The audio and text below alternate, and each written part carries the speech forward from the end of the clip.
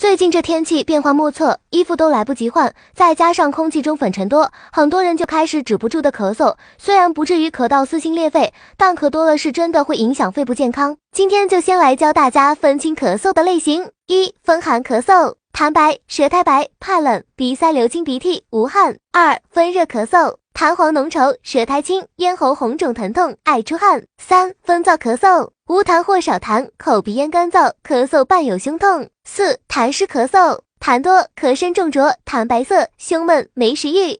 五、肺气虚咳嗽，痰白，咳痰无力，气短，畏风怕冷，易感冒。六、肺阴虚咳嗽，咳嗽声短促，夜间加剧，潮热盗汗。不同的咳嗽症状也会有所区别，寒咳宜散寒宣肺，热咳宜清热润肺，终归是伤着肺了，所以还是得由内而外温和调理。日常可以补一些对肺好的食材，睡前可以喝点无欢秋梨膏润肺养脾，平常吃饭可以加点木耳，对肺部的纤维也很好，帮你远离嗨咳。